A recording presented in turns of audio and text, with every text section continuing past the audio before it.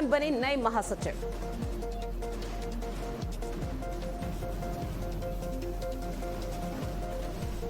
Indonesia के दौरे पर पीएम मोदी, राष्ट्रपति प्रबोवो सुबियांतो ने किया पीएम मोदी का भव्य स्वागत। भारतीय समुदाय के लोगों से भी पीएम मोदी ने की मुलाकात।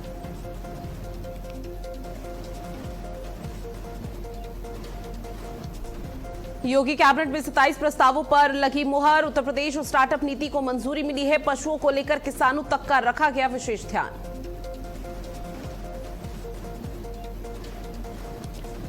दिल्ली में और हाईटेक होगा ट्रांसपोर्टेशन। सड़कों पर उतरेगी 300 नई ई बसें। गृह मंत्री अमित शाह दिखाएंगे हरी झंडी।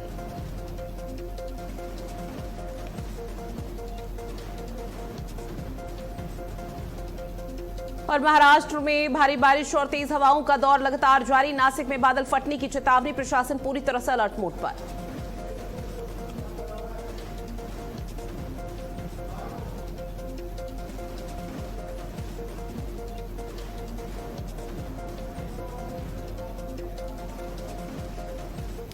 नमस्कार, आप देख रहे हैं भारत अपडेट। मैं हूं आपके साथ ऋतु भंडारी और शुरुआत एक बड़ी खबर के साथ बुलेटिन की करते हैं, जहां 3 देशों के दौरे पर हैं पीएम मोदी। बड़ी खबर, इंडोनेशिया, ऑस्ट्रेलिया और न्यूजीलैंड की यात्रा पर पीएम मोदी हैं, जहां आज इंडोनेशिया में राष्ट्रपति से बातचीत होगी, उनसे मुलाकात होगी और द्विपक्षीय वार्ता होने वाली है, जो कि बेहद महत्वपूर्ण हो जाती है भारत और इंडोनेशिया के लिए। जहां ऑस्ट्रेलिया में प्रधानमंत्री नरेंद्र मोदी ऑस्ट्रेलिया के पीएम अल्बनीज के साथ मुलाकात करेंगे। न्यूजीलैंड में ऑकलैंड का भी आधिकारिक दौरा है और इसमें यह दौरा बेहद महत्वपूर्ण माना जा रहा है, जहां 3 देशों की यात्रा पर पीएम मोदी हैं और प्रधानमंत्री नरेंद्र मोदी ऑस्ट्रेलिया, न्यूजीलैंड पहुंचेंगे और उसके बाद लगातार जो तस्वीरें देखने को मिल पा रही है, निश्चित तौर पर वो बेहद महत्वपूर्ण हो जाएगी, क्योंकि कल भी जकार्ता में पीएम मोदी थे। जकार्ता में मोदी मोदी के नारे लगे हैं। भारतीय समुदाय के लोगों से बातचीत की, उन्होंने भव्य स्वागत किया। वहां के तमाम जो प्रतिनिधि हैं या दिग्गज हैं वो यहां पर मुलाकात करते हुए नजर आए। वहां के राष्ट्रपति की भी उपस्थिति रही। ऐसे में जकार्ता ने जो अभी तक की तस्वीर सामने आई, भारतीय संस्कृति, भारतीय परंपरा को वहां पर दर्शाया गया।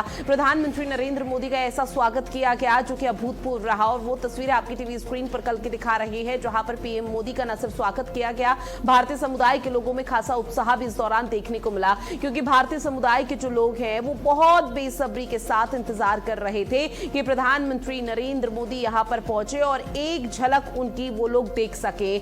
ऑस्ट्रेलिया में पीएम अल्बनीज के साथ जब मुलाकात होगी, उस पर भी पूरे विश्व भर की नजरें टिकी हुई है कि भारत और ऑस्ट्रेलिया के बीच में अब रिश्ते और कैसे बेहतर होंगे और कैसे तालमेल यहां पर बनता हुआ नजर आएगा, क्योंकि 3 देशों की यात्रा बेहद महत्वपूर्ण प्रधानमंत्री नरेंद्र मोदी की हो जाती है भारत को लेकर, क्योंकि भारत के साथ जो रिश्ते हैं वो इन 3 देशों के अब और ज्यादा बेहतर होंगे और ज्यादा मधुर होंगे और वो सामंजस्य तालमेल बैठाने का प्रयास लगातार किया जा रहा है। ऑस्ट्रेलिया में पीएम मोदी के अल्बनीज के साथ मुलाकात होनी है, द्विपक्षीय वार्ता होनी है। न्यूजीलैंड में ऑकलैंड भी जाएंगे, ऑकलैंड में तमाम दिग्गजों के साथ भी मुलाकात करेंगे और किस तरह से न सिर्फ भारतीय संस्कृति परंपरा बल्कि विदेशों की जो संस्कृति और परंपरा रही है अलग अलग देशों की, तो उसका भी यहां पर बाकायदा सांस्कृतिक कार्यक्रमों का आयोजन किया गया जब प्रधानमंत्री नरेंद्र मोदी पहुंचे। और ऐसे में पीएम मोदी ने बाकायदा वहां पर पहुंचकर लोगों का अभिवादन स्वीकार किया, लोगों से मुलाकात की और मुलाकात करते हुए भारतीय समुदाय के लोगों की आंखों में आंसू आ गए। वो काफी भावुक हो गए जो प्रधानमंत्री नरेंद्र मोदी से मिले। उस मूवमेंट को अपने फोन पर कैप्चर करने का प्रयास किया गया, लेकिन आर्थिक साझेदारी के तौर पर और ऐसे में जो वैश्विक स्तर पर रीति नीति है, चाहे अंतर्राष्ट्रीय स्तर पर, क्योंकि कई ऐसे मुद्दे हैं जिसको लेकर बातचीत करनी बेहद जरूरी हो जाती है, उन्हीं तमाम मुद्दों को लेकर लगातार ये दौरे बेहद खास हो जाते हैं। न्यूजीलैंड के ऑकलैंड जब पहुंचेंगे तो वहां के दिग्गजों के साथ मुलाकात होगी, लेकिन सबसे खास बात ये कि प्रधानमंत्री नरेंद्र मोदी, आपको बता दें कि सबसे पहले भारतीय समुदाय के लोगों से बातचीत करेंगे और पीएम मोदी जब भारतीय समुदाय के लोगों से बातचीत करेंगे तो उस दौरान भारतीय समुदाय की तरफ से भी बेहद खासा यहाँ पर उत्साह देखने को मिल पाएगा। और मोदी का ये जो 3 देशों का दौरा है ये बेहद महत्वपूर्ण माना जा रहा है, जहां पर लगातार तस्वीरें सामने आ रही है कि किस तरह से भारत और बाकी देशों के बीच में रिश्ते और ज्यादा बेहतर हो रहे हैं, क्योंकि 6 यानी कि कल से इस दौरे की शुरुआत हुई थी। इंडोनेशिया, ऑस्ट्रेलिया, न्यूजीलैंड, जो कि बेहद ही महत्वपूर्ण आधिकारिक यात्रा है।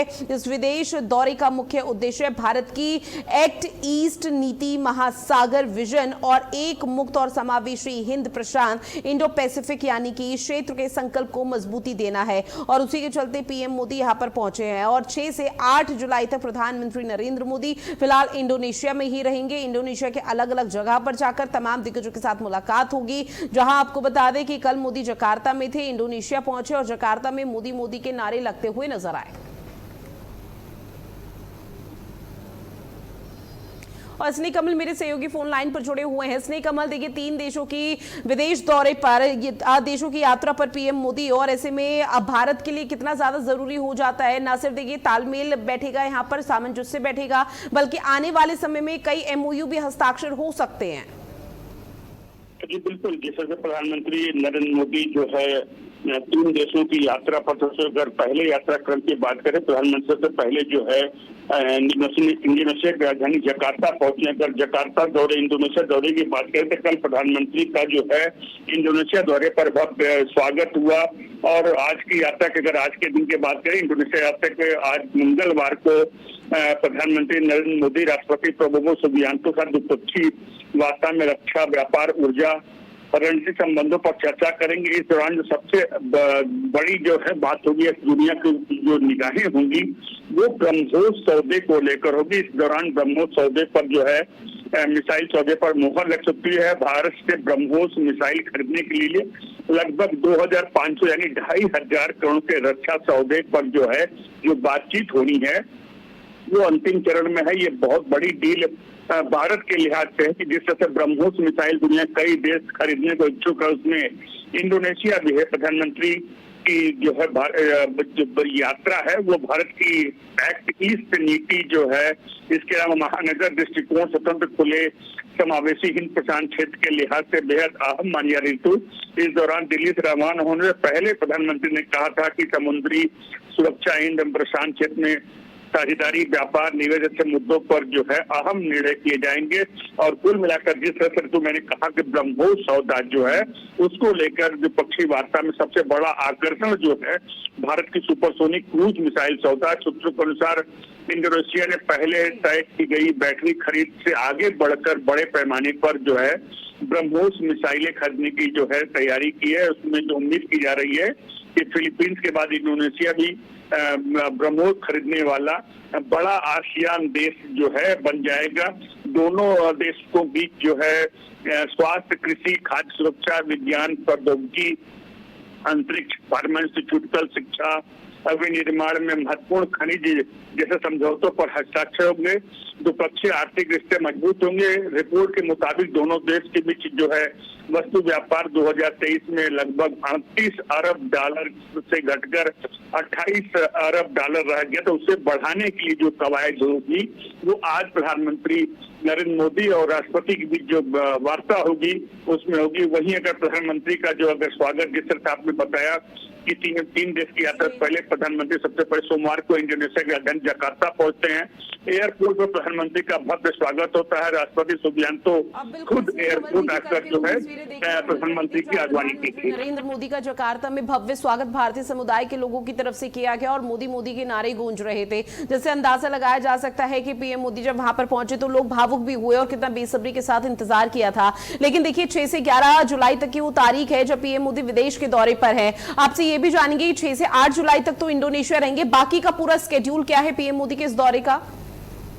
जी बिल्कुल, प्रधानमंत्री का जो दौरा है वो 3 देशों का है। सबसे पहले जो 2 दिन की बात जिस तरह से आपने आज कही, तो आज प्रधानमंत्री इंडोनेशिया रहेंगे। इंडोनेशिया के बाद प्रधानमंत्री 2 दिन की ऑस्ट्रेलिया यात्रा पर जाएंगे। 2 दिन ऑस्ट्रेलिया रहने के बाद प्रधानमंत्री का जो यात्रा का अंतिम चरण होगा वो 2 दिन न्यूजीलैंड का होगा। तो कुल मिलाकर प्रधानमंत्री इंडोनेशिया, ऑस्ट्रेलिया और न्यूजीलैंड के 3 देशों की यात्रा पर हैं। निश्चित तौर पर ऐसे में ऑस्ट्रेलिया और न्यूजीलैंड के लिए जो पीएम मोदी वहां से वहां पर पहुंचेंगे, तमाम दिग्गजों के साथ द्विपक्षीय वार्ता होगी, उसमें क्या और मुख्य एजेंडा है जो कि यहाँ पर तैयार होगा, जो कि आके अंतर्राष्ट्रीय स्तर पर या वैश्विक स्तर पर समझने का प्रयास करे, तो वो रीति नीति सेट की जाएगी जिससे बेहतर चीजें देखने को मिले और तालमेल देखने को मिले।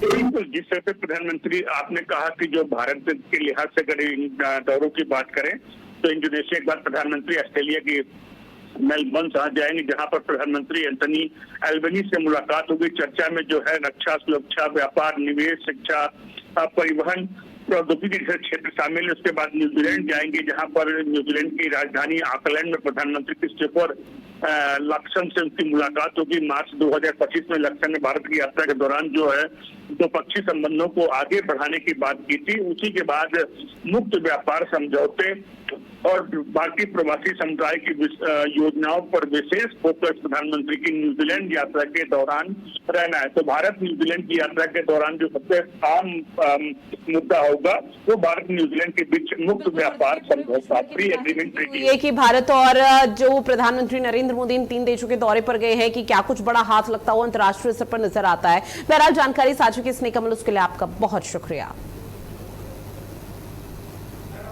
अगली खबर राष्ट्रीय राजधानी दिल्ली से है, जहां आज गृह मंत्री अमित शाह 300 इलेक्ट्रिक बसों को हरी झंडी दिखाते हुए नजर आने वाले हैं। एक बड़ी सौगात के तौर पर यह देखा जा रहा है, जहां पर सार्वजनिक परिवहन व्यवस्था अब और ज्यादा मजबूत की जाएगी। साथ ही नई इलेक्ट्रिक बसों यानी कि ई व्हीकल्स की खेप अब दिल्ली पहुंच चुकी है और अंतिम चरण पर है, जहां अंतिम चरण में डिपो में संचालन की तैयारियां शुरू हो गई है। अब अलग अलग रूटों पर यात्रियों को सुविधा मिला करेगी। इलेक्ट्रिक बसों को हरी झंडी दिखाते हुए केंद्रीय गृह मंत्री अमित शाह नजर आएंगे, क्योंकि देखिए आने वाले समय में सर्दी आने वाली है। अभी मानसून की शुरुआत हो चुकी है, लेकिन जब सर्दी का सिलसिला शुरू होगा तो दिल्ली सबसे ज्यादा प्रभावित ऐसा पूरा राष्ट्रीय राजधानी चुकी है और ऐसे में माना जाता है जहां पर पॉल्यूशन सबसे ज्यादा चरम सीमा पर रहता है। अब उसको किसी तरह से कम करने का प्रयास लगातार सरकार की तरफ से, दिल्ली सरकार की तरफ से किया जा रहा है और इसी के चलते माना जा रहा है कि एक बहुत बड़ी उपलब्धि, बहुत बड़ी सौगात है परिवहन विभाग को, जहां इलेक्ट्रिक बसों को हरी झंडी दिखाते हुए रवाना यहां पर कर दिया जाएगा। तो आज गृह मंत्री अमित शाह 300 इलेक्ट्रिक बसों को हरी झंडी दिखाएंगे, जहां आपको बता दें कि कार्यक्रम को लेकर पूरी तैयारी हो चुकी है। सार्वजनिक परिवहन व्यवस्था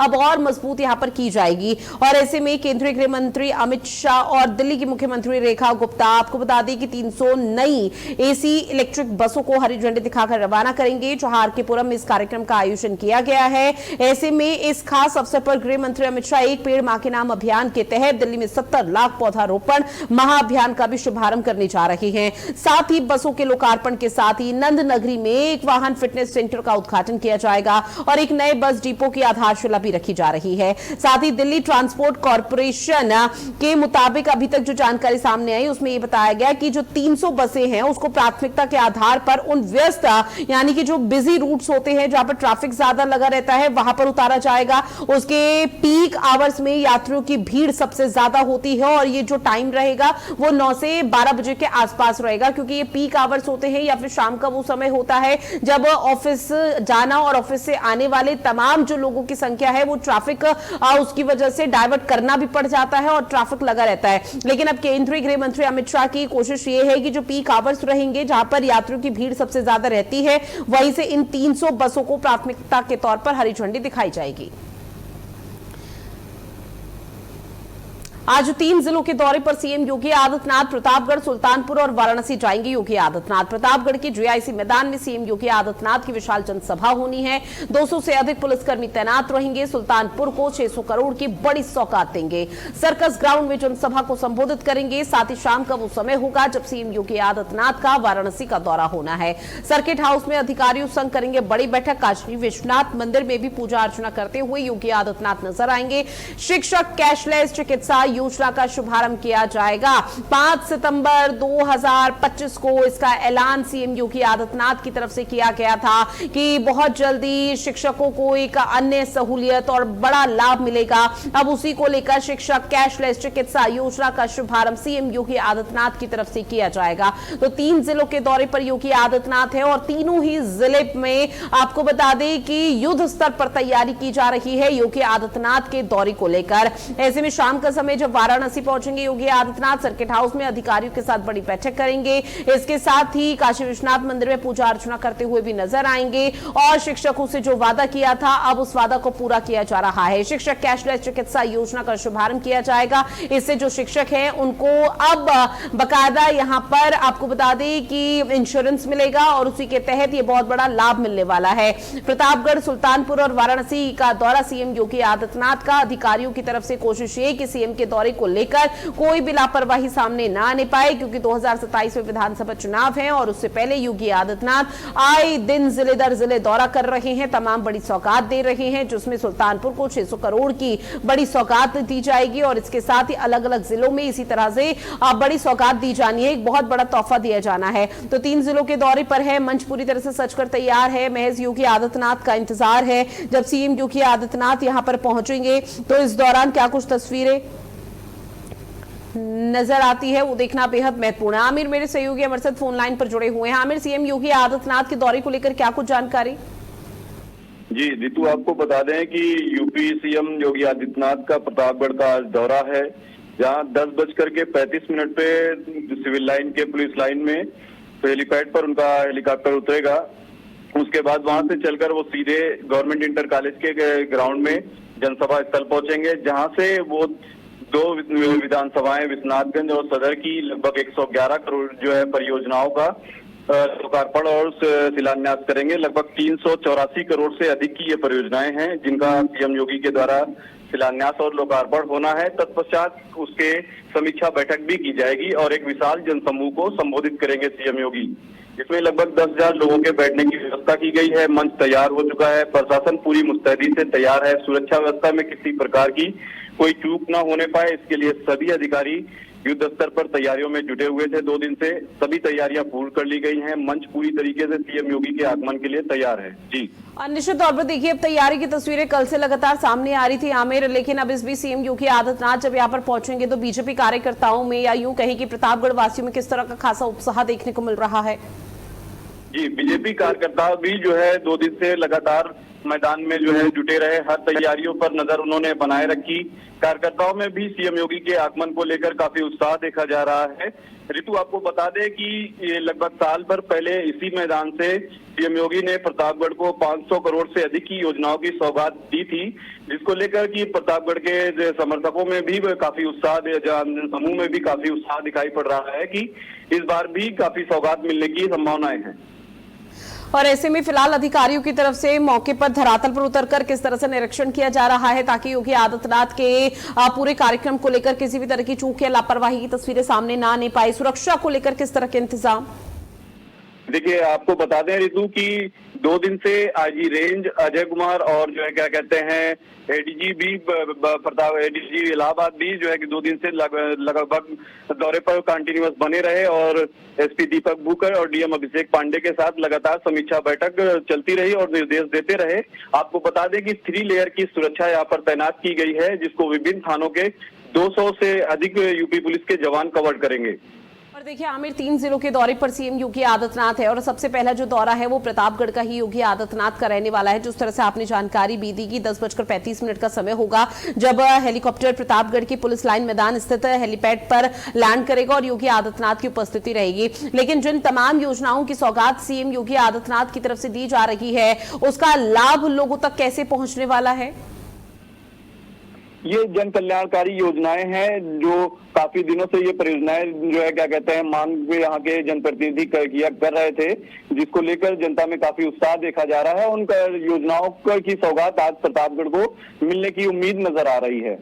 जी ठीक है मेरा फिलहाल जानकारी साझा की उसके लिए बहुत शुक्रिया। तो देखिए, लगातार जो तैयारी है वो यहाँ पर की जा रही है, लेकिन आने वाले समय में किस तरह से चीजें यहाँ पर देखने को मिलेगी वो देखना बेहद महत्वपूर्ण है। लेकिन इस बीच एक और बड़ी खबर मिल रही है कानपुर से। आपको बता दें कि कलेक्टरगंज पुलिस ने मोबाइल चोरी करने वाले एक गिरोह का भंडाफोड़ किया है और 5 आरोपियों को गिरफ्तार किया, जहां पुलिस ने उनके पास से 16 चोरी के मोबाइल फोन और 5,990 रुपए नगद बरामद किए। अब पुलिस ने सीसीटीवी फुटेज और मुखबिर की सूचना के आधार पर छापेमार कार्रवाई कर आरोपियों को पकड़ा है। पूछताछ में आरोपियों ने बताया कि वो भीड़भाड़ वाले इलाकों से मोबाइल चोरी किया करते थे और उन्हें बेचकर पैसे आपस में बांट लिया करते थे सभी आरोपी। जहां पुलिस ने सभी आरोपियों के खिलाफ मामला दर्ज कर उन्हें कोर्ट में पेश कर दिया और आगे की जांच लगातार जारी है। तो चोरी का भंडाफोड़ किया गया है, चोरी के नेटवर्क का यहां पर ध्वस्त कर दिया गया। मोबाइल चोर गिरोह का भंडाफोड़ करते हुए कई चोरों को गिरफ्तार किया गया और ऐसे में पुलिस का कहना है कि अभी महज 5 की संख्या है, लेकिन आने वाले समय में इस संख्या को और बढ़ाया जा सकता है, यानी कि पूछताछ का सिलसिला चलेगा।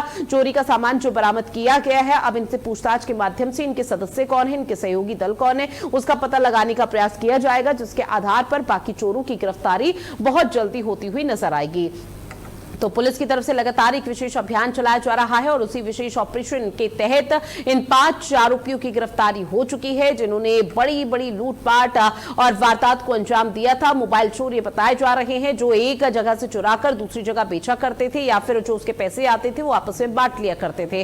अब पुलिस ने 5 आरोपियों को गिरफ्तार किया। 5 आरोपियों को पकड़कर ये बहुत बड़ी सफलता पुलिस की बताई जा रही है। 16 मोबाइल फोन फिलहाल उनके पास से जब्त किए गए हैं, कई सिम कार्ड भी जब्त किए गए।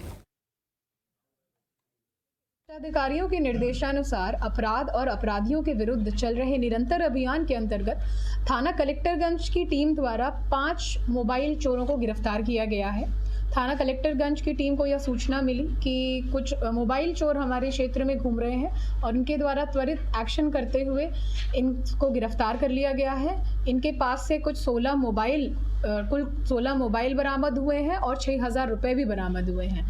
इनका मॉडस ऑपरेंडी था कि स्टेशन पर जो लोग आते जाते हैं, जो यात्री आते जाते हैं या वहाँ पर रुकते हैं, रात्रि विश्राम करते हैं, ये चुपके से उनका मोबाइल चुरा लेते थे। साथ ही झांसी के सकरार थाना पुलिस ने चोरी के एक मामले का खुलासा करते हुए आरोपी को गिरफ्तार कर कब्जे से चोरी का सामान नकदी बरामद किया है। ये कार्रवाई वरिष्ठ पुलिस अधीक्षक के निर्देश पर चलाए जा रहे अपराधियों के खिलाफ अभियान के तहत की गई। कब्जे से चांदी, सोने की अंगूठी और 8,200 रुपए नकद बरामद किए गए हैं। पुलिस ने आरोपी के खिलाफ कार्रवाई करते हुए उसे न्यायालय में पेश किया है। तो ये तस्वीर आपकी टीवी स्क्रीन पर सकरार थाना पुलिस के हाथ बड़ी कामयाबी, जहां आपको बता दें कि आरोपी को गिरफ्तार किया है। उसके पास से लूटे हुए, चोरी किए हुए कई सामान जब्त किए गए हैं। एसएसपी के निर्देश पर यह विशेष अभियान चलाया जा रहा था, जिसके बाद एक बड़ी सफलता मिली है। कब्जे से जेवर और भारी संख्या में नकदी बरामद की गई है और ये सकरार थाना पुलिस के हाथ जो बड़ी सफलता मिली है, इसको लेकर चारों तरफ सराहना की जा रही है और लगातार पुलिस प्रशासन का कहना है कि इसी तरह से लगातार और भी आरोपियों की धरपकड़ का जो सिलसिला है वो यहां पर देखने को मिल पाएगा। तो देखिए किस तरह से आरोपियों की धरपकड़ यहां पर की जा रही है और पुलिस की तत्परता, पुलिस के इस बड़े एक्शन के बाद कहीं ना कहीं आरोपियों के जहन में वो डर और वो खौफ वाली स्थिति भी बनी हुई है। अब ऐसे में आरोपी को जो गिरफ्तार किया गया है उसके बाद से लगातार कहा जा रहा है कि उसके पास से जेवर और कई नकदी बरामद हुई है, लेकिन अब जब पूछताछ की जाएगी तो माना जा रहा है कि पूछताछ के दौरान कई बड़े चौंकाने वाले खुलासे हो सकते हैं। साथ ही थाना कुरावली पुलिस ने ऑटो में सवारियों के साथ टप्पेबाजी और चोरी करने वाले एक शातिर अंतरजनपदीय गिरोह का भंडाफोड़ किया है। पुलिस ने योजनाबद्ध तरीके से चोरी की घटना को अंजाम देने के लिए एक युवती सहित 3 अभियुक्तों को गिरफ्तार किया है। कब्जे से चोरी की गई सोने की जंजीर, साथ ही कानों के झाले और 5,000 नगद बरामद हुए हैं। तो महिलाओं के जेवर लूटने वाले गिरोह का पर्दाफाश पुलिस की तरफ से कर दिया गया। पुलिस ने इस गिरोह का भंडाफोड़ किया है, जिसके बाद कुछ आरोपियों की गिरफ्तारी हुई है। युवती भी इसमें शामिल थी, जहां युवती समेत 3 शातिर गिरफ्तार हुए हैं। ऑटो में सवारियों के साथ चोरी की बड़ी वारदात को, लूटपाट की बड़ी वारदात को अंजाम देते थे और इनके पास से महिलाओं के जेवर जो लूटे थे वो बकायदा बरामद किए गए हैं। हालांकि इन लोगों की कोशिश ये थी कि किसी तरह से जो जेवर लूटे गए हैं, जो चोरी की गई है, उसको बेच दिया जाए सामान को, ताकि मोटा मुनाफा कमाया जा सके और उसमें अपने आप में ही बंदरबांट कर ले। लेकिन फिलहाल जब तक ये अपने मंसूबों में कामयाब हो पाते तब तक पुलिस के हाथ मुखबिर के आधार पर यह खबर लगी, जिसके बाद एक बड़ी कार्रवाई को अंजाम दिया। साथ ही गाजियाबाद के थाना मसूरी क्षेत्र में तकरीबन 2.25 लाख रुपए की लूट के मामले का पुलिस ने 24 घंटे के भीतर ही खुलासा कर दिया। जांच में सामने आया कि लूट की पूरी जो साजिश थी वो खुद पीड़ित के एक रिश्तेदार ने अपने साथियों के साथ मिलकर रची थी। अब पुलिस ने 3 आरोपियों को गिरफ्तार कर लिया है, जबकि एक आरोपी अभी भी फरार बताया जा रहा है। पुलिस ने उसके पास से 1.67 लाख रुपए नकद और घटना में इस्तेमाल की गई बाइक बरामद की। 5 जुलाई को एक व्यक्ति ने शिकायत दर्ज कराई थी कि उससे मसूरी अंडरपास के पास लूट हुई है, लेकिन सीसीटीवी और तकनीकी जांच के बाद पता चला कि लूट झूठी थी और पैसे हड़पने के लिए खुद रिश्तेदार ने ही पूरी योजना बनाई थी। अब पुलिस ने सभी आरोपियों के खिलाफ कार्रवाई शुरू कर दी है और आगे की तहकीकात भी तेजी के साथ आगे बढ़ाई जा रही है।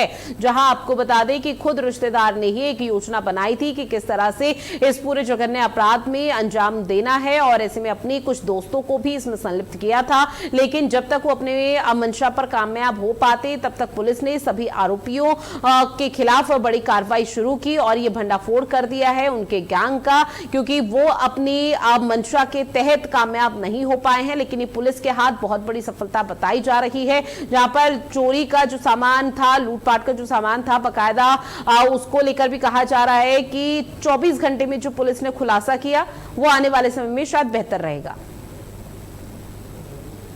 ऐसा एक दानिश नामक व्यक्ति जिसके यहाँ बकाया था, धौलाना क्षेत्र से पैसा वो लेके आ रहा था और उसको लेकर पिलखुआ क्षेत्र में जो रिजवान है उसके घर पे जाना था। इसी बीच रास्ते में 3 लड़कों ने इसके साथ लूटपाट कर ली है।